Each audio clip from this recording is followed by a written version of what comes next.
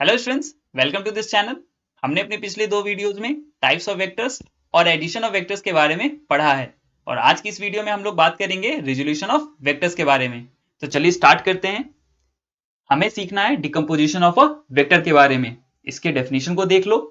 Vector decomposition is the process of breaking a given vector into two और more vectors that add up to the original vector. मतलब अगर हमारे पास एक vector है और हम ये चाहते हैं कि हम इस वेक्टर को दो या दो से ज्यादा वेक्टर्स के रूप में तोड़ दें, तो इसे ही हम लोग डिकम्पोजिशन ऑफ अ वेक्टर कहते हैं। Every vector can be written as the sum of two और मोर वेक्टर्स। मतलब आप सभी वेक्टर्स को दो या दो से ज्यादा वेक्टर्स के रूप में तोड़ सकते हो। ये जो वर्ड आप देख रहे हो एवरी, ये काफी इंपॉर्टेंट वर्ड है। मतलब आप हर एक वेक्टर्स को ब्रेक कर सकते हो कंपोनेंट वेक्टर्स के रूप में। मतलब आप उसे डिकम्पोज कर सकते हो। तो चलिए इसे एक एग्जांपल से समझते हैं।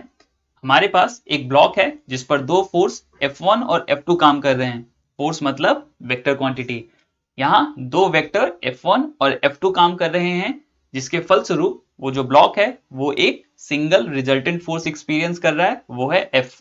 इस F के बारे में हम कैसे पता कर सकते हैं? इसे हम पैरेललोग्राम लॉ ऑफ एडिशन या फिर ट्रायंगल लॉ ऑफ एडिशन से फाइंड कर सकते हैं। इसे हमने काफी डिटेल में अपने पिछले वीडियो में पढ़ रखा है। आगे देखते हैं। आप इस फोर्स F1 और F2 को अगर ऐड करोगे तो आपको यहां पर फोर्स F प्राप्त होगा। इसे ही हम लोग एडिशन ऑफ वेक्टर कह रहे हैं। मतलब दो वेक्टर जो है वो ऐड होकर एक सिंगल वेक्टर F दे रहा है यहां पर।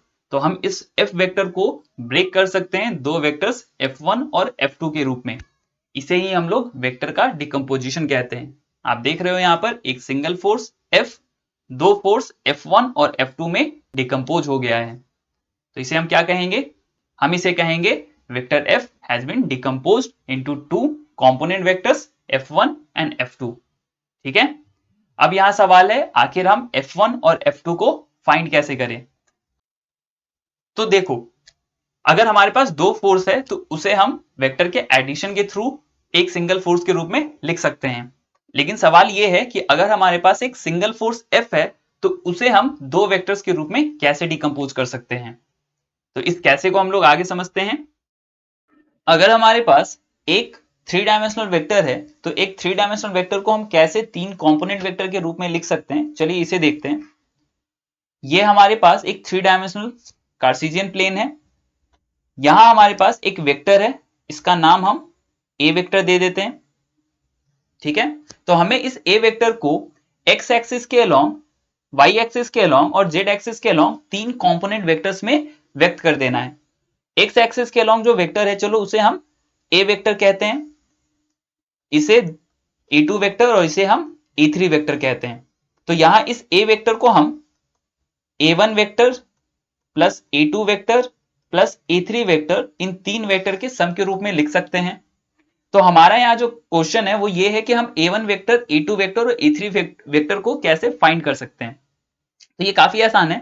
अगर हमें इस ए1 वेक्टर, सॉरी, अगर हमें इस ए वेक्टर और एक्स एक्सिस के बीच का एंगल पता हो, सपोज ये अल्फा है, इसी प्रकार से अगर हम इसे बीटा और जेड एक्सिस और ए के बीच के एंगल को अगर हम गामा कह दें, और हमें इस ए वेक्टर के मैग्नीट्यूड के बारे में मालूम है, इसका ये जो मॉड है इसे हम ए अगर कह देते हैं, तो हम यहां से ए1 वेक्टर, ए2 वेक्टर और ए3 वेक्टर के मैग्नीट्यूड को कैसे लिख सकते हैं? ये देखिए, ए1 वेक्टर का जो मॉड होगा वो हो जाएगा ए कॉस अल्फा।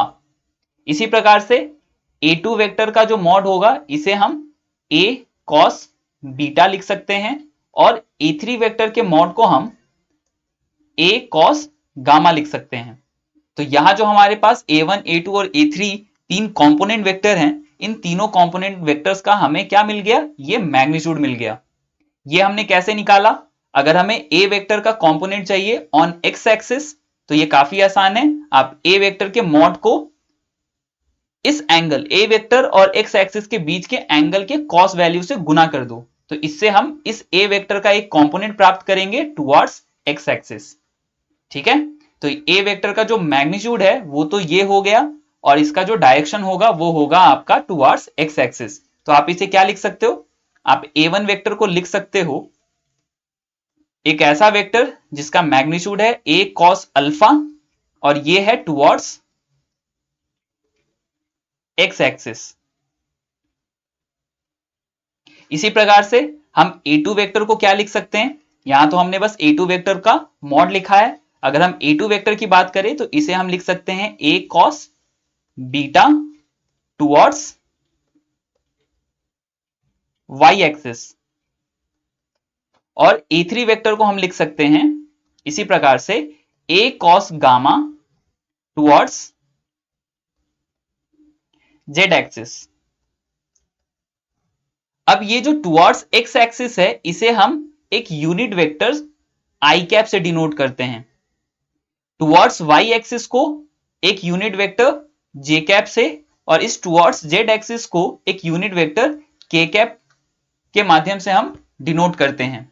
इस i कैप, j कैप और k कैप के बारे में हम लोग आगे भी पढ़ने वाले हैं अभी। तो a वेक्टर जो है a1 वेक्टर, इसे हम फिर क्या लिख सकते हैं, इसे हम लिख सकते हैं a cos alpha i cap. a2 vector को हम लिख सकते हैं a cos beta j cap और इसे हम लिख सकते हैं a cos gamma k cap. तो बेसिकली ये हो गया आपका a1 वेक्टर का मॉड मतलब मैग्नीट्यूड मतलब लेंथ, और i कैप जो है वो यहां सिंपली ये बता रहा है कि ये जो हमारा a cos अल्फा यूनिट का जो वेक्टर है ये टुवर्ड्स x एक्सिस लग रहा है। इसी प्रकार से a2 vector a cos beta है, मतलब एक वेक्टर जिसका मैग्नीट्यूड है a cos beta towards y axis, a2 उस वेक्टर को रिप्रेजेंट कर रहा है। इसी प्रकार से a3 जो है वो एक ऐसे वेक्टर को रिप्रेजेंट कर रहा है जिसका मैग्नीट्यूड है a cos गामा और उसका डायरेक्शन जो है वो है टुवर्ड्स z एक्सिस। अगर हम लोग a cos अल्फा को x मान ले, मतलब x एक्सिस के डायरेक्शन में जो हमारे पास एक कंपोनेंट वेक्टर a1 है, इस कंपोनेंट वेक्टर के मैग्नीट्यूड को अगर हम सिंपली x कह दें तो यहां x का वैल्यू क्या हो जाएगा, ये हो जाएगा आपका a cos अल्फा। इसी प्रकार से इसे हम y कह सकते हैं, इसे हम z कह सकते हैं। अगर हम ये एजम्पशन लेते हैं तो आप a1 वेक्टर को फिर लिख सकते हो x i कैप, इसे आप लिख सकते हो y j कैप और इसे हम लिख सकते हैं z k कैप।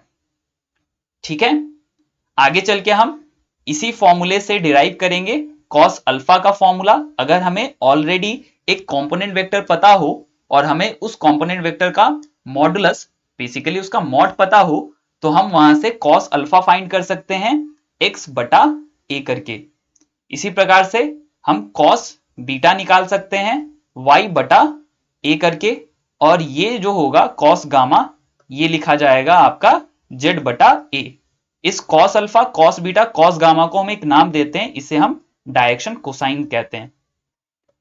वैसे मैं डायरेक्शन कोसाइन के बारे में एक सेपरेट वीडियो बनाने वाला हूं, वहां मैं डायरेक्शन कोसाइन और उसके प्रॉपर्टीज को डिटेल में बताने वाला हूं, तो आप उस वीडियो को देख सकते हो।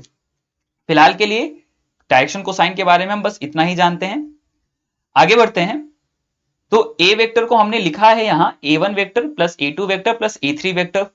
अब a1 वेक्टर को लिखा गया कुछ यूं, जिसे हमने a cos alpha i cap लिखा, और अगर हम a cos अल्फा को एक नाम x दे देते हैं, बेसिकली जो हमारा a वेक्टर है ये तीन कंपोनेंट में टूट रहा है, a1 वेक्टर, a2 वेक्टर और a3 वेक्टर।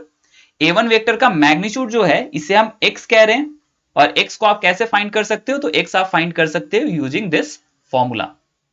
ठीक है, तो हमें x मिल गया, और चूंकि हम ये a1 vector towards x axis ले रहे हैं, तो इस टुवर्ड्स x एक्सिस को हमने एक सिंबल, एक यूनिट वेक्टर i कैप से डिनोट किया है।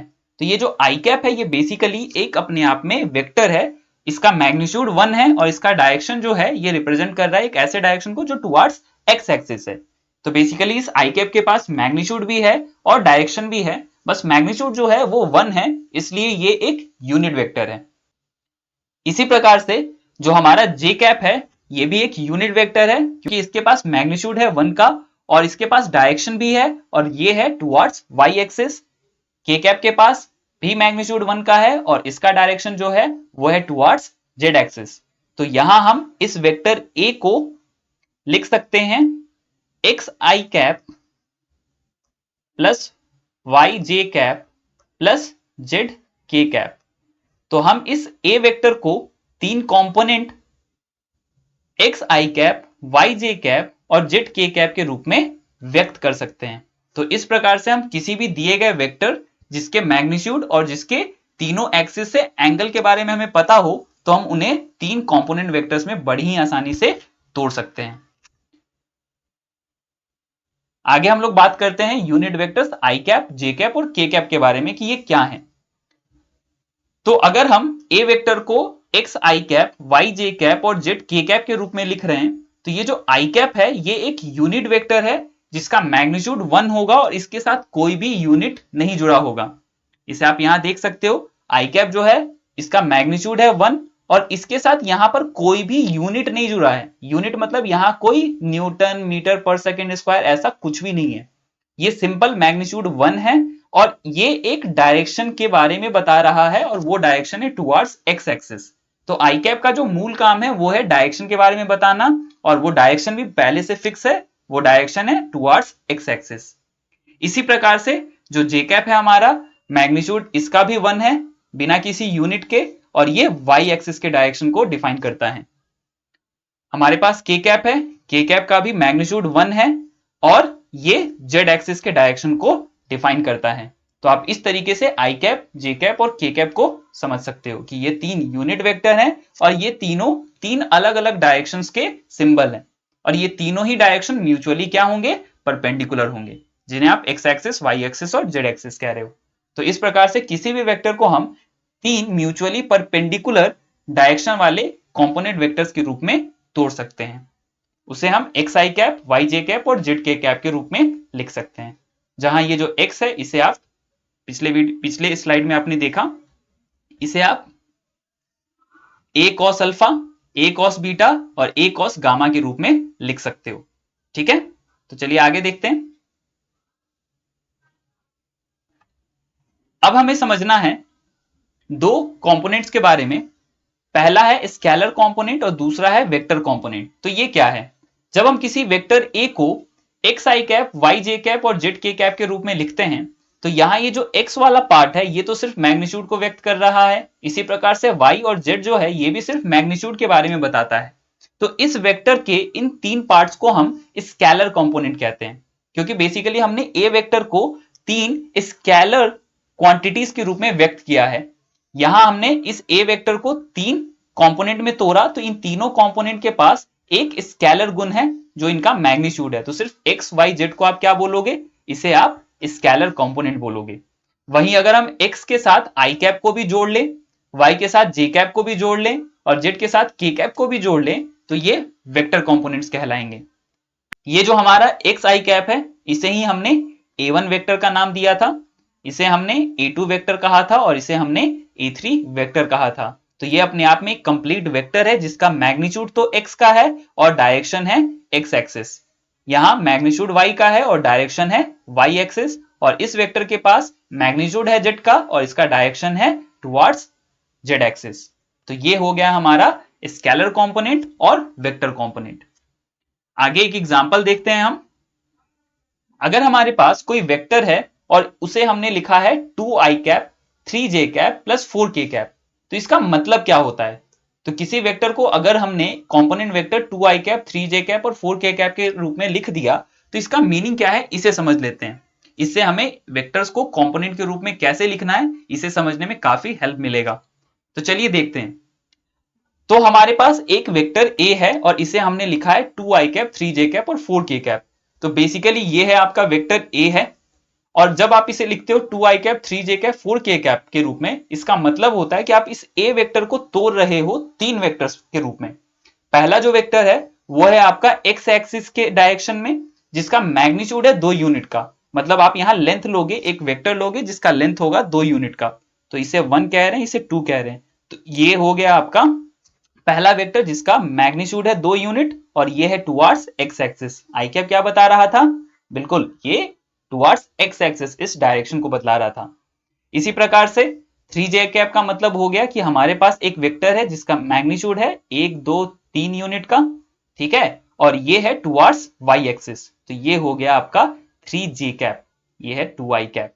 और 4k कैप का मतलब z एक्सिस के अलोंग हमारे पास एक वेक्टर है जिसका लेंथ जो है वो है 4 यूनिट का और ये है टुवार्ड्स जेड एक्सिस, तो इसे हम 4k कैप वेक्टर के रूप में लिख सकते हैं। तो ये हो गया इस ए वेक्टर का मीनिंग कि आप इन तीन वेक्टर्स को ऐड करो तो इन तीनों वेक्टर्स के एडिशन के फलस्वरूप जो रिजल्टेंट वेक्टर मिलेगा उस रिजल्टेंट वेक्टर को आप कहोगे ए वेक्टर। तो यहां देखो आप ए वेक्टर को डायरेक्ट मैग्नीट्यूड और उसके डायरेक्शन के रूप में व्यक्त नहीं कर रहे हो, यहां आप ए वेक्टर्स को तीन कंपोनेंट वेक्टर्स के रूप में बताते हो कि आपके पास अगर तीन वेक्टर है 2i cap 3j cap 4k cap और आप इन तीनों वेक्टर्स को ऐड करोगे तो इसके एडिशन के फलस्वरूप जो रिजल्टेंट वेक्टर प्राप्त होगा उस रिजल्टेंट वेक्टर को हम क्या कहेंगे, उसे हम कहेंगे ए वेक्टर।